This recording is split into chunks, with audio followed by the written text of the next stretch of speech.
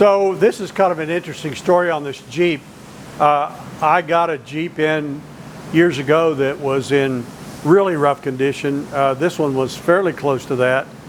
And I actually ended up putting it all back together, painting it red and giving it to my son because he has 3 daughters and they spend afternoons on the weekends driving around in the neighborhood, and they love riding around in that Jeep.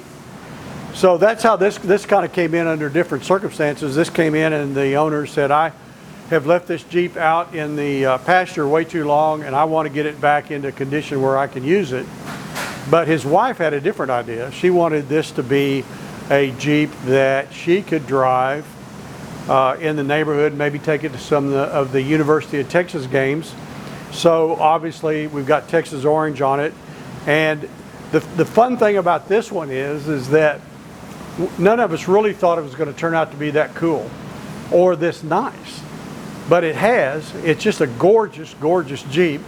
And it's so stunning and so pretty, and it runs so well. And that's some of the benefit of working on something this long, is to give this back to him knowing that he and his wife are going to be really happy. Now that's morphed into, this is going to be the getaway car for his son's wedding, which is great. They'll just really enjoy this. So it was pretty rough. It still got, we didn't do anything to the engine, but just about everything else got touched. And it starts and runs like the 258 6-cylinder Jeep engine you would think runs. It's got LED headlights with halos that blink when you turn. And we left his reverse receiver for his basket that he has in front when he was hunting, which I doubt that his wife will ever let him use again, but it's still there.